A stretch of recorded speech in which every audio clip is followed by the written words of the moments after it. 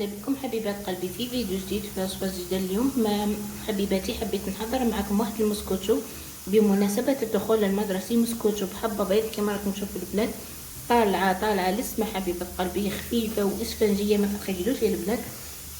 وصفه اقتصاديه وراح تعجبكم بزاف وتعجب وليداتكم.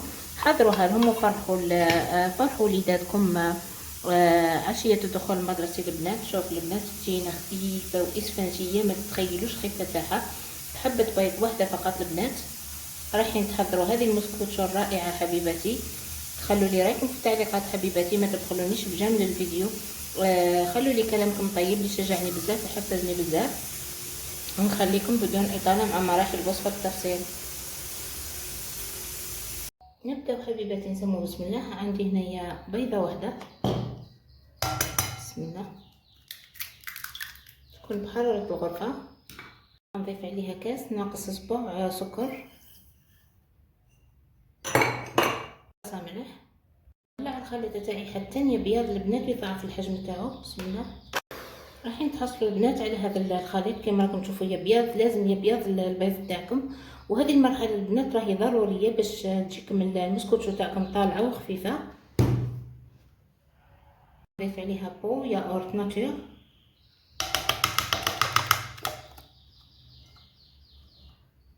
نضيفوا عليها معروف معمرة مليح فانيليا، نخلط مليح. عندي لهنا البنات نص كاس زيت، بسم الله. راح نضيفوه على دفعات وانا نخلط، في كل مرة نضيف شوية ونخلط. نضيف كمية واحدة اخرى، ونضيف الكمية الاخيرة ونخلط.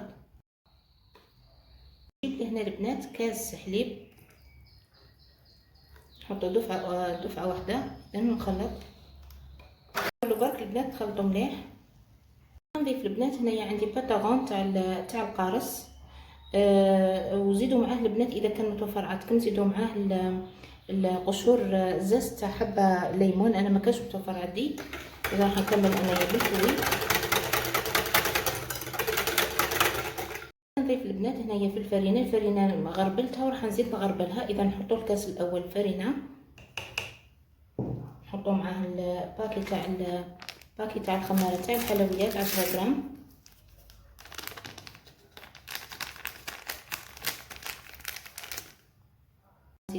نزيد نص باكي، اذا استعملت باكي ونص. نغربل مليح.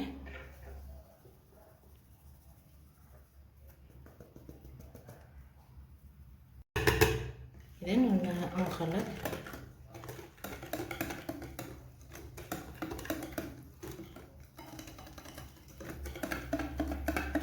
نزيد الكاس الثاني، ما تحطوش البنات دفعه واحده، نحطو برك نص ونشوفوا، لانه الفرينه تختلف من واحده لوحده.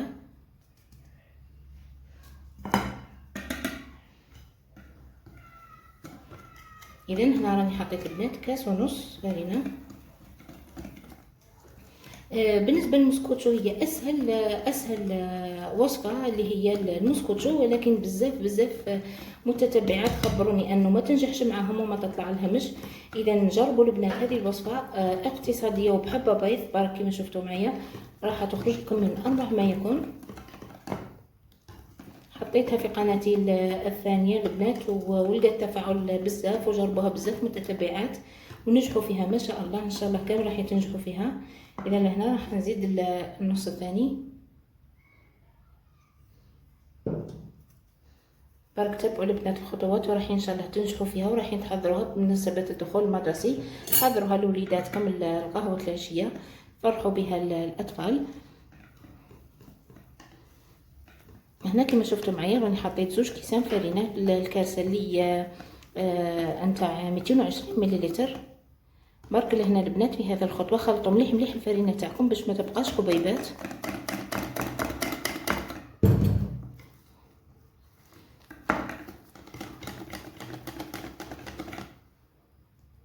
في هنا البنات قطرات خل، لازم انه الخل البنات يعتبر محسن غذائي طبيعي. اذا الخل ولا القطرات تاع القارص حطوا مغرفه ولا 2 عصير القارص راح ثاني عنده نفس المفعول. اذا راح نخفف لكم المسكوتشو تاعكم راح يخليها تكون بيضة. اذا هنا بعد ما خلطت المسكوتشو تاعي مليح مليح، شوفوا برك البنات القوام، شوفوا معايا البنات القوام، هذا القوام اللي لازم تتحصلوا عليه تاع المسكوتشو الناجح باذن الله. اذا هنا شوفوا البنات، هنا البلاط تاعي اللي كنت دهنته بالزيت وغبرته بالفرينه. بعد ما تغبروا البنات بالفرينه حاولوا تخبطوه مليح باش تنزل منه كامل الفرينه هذيك الزايده. اذا نفرغ المسكوتشو تاعي، العجينه تاعي بهذا الشكل.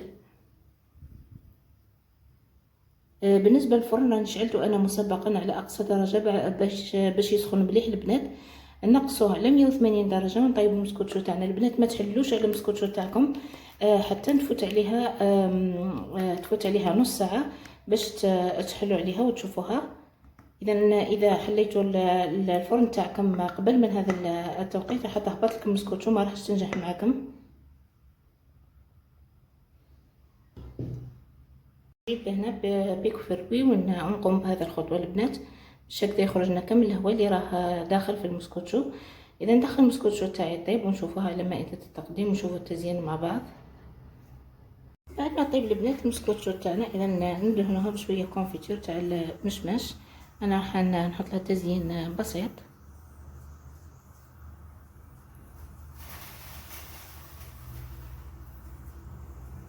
البنات كيفاش تجينا طالعه، نحط لها هنايا شويه لي زاموند ايفيلي ونوري لكم البنات كيفاش تجينا طالعه بحبه بيض كما شفتوا معايا، لزوج بيضات ولا 3 ولا كاينين حتى اللي يخدموها ب4 بيضات. اذا انا خدمتها معكم بيضه واحده وتشوفوا كيف راهي طالعه البنات وتجينا خفيفه روعه يا البنات. اذا طالعه وخفيفه ما تتخيلوش يا البنات الخفه تاعها. اذا شوف البنات، اتمنى حبيباتي تعجبكم الوصفه تاع اليوم. خلوا لي رايكم في التعليقات حبيباتي، ما تبخلونيش بجمل الفيديو، بارطاجيو الوصفه للاحباب والاصدقاء باش تعم الفائده. نختموا الفيديو تاعنا بالصلاه والسلام على النبي عليه الصلاه والسلام. اللهم صل وسلم وبارك على سيدنا محمد وعلى اله وصحبه اجمعين الى يوم الدين. انتظروني حبيباتي في فيديو جديد. سلام.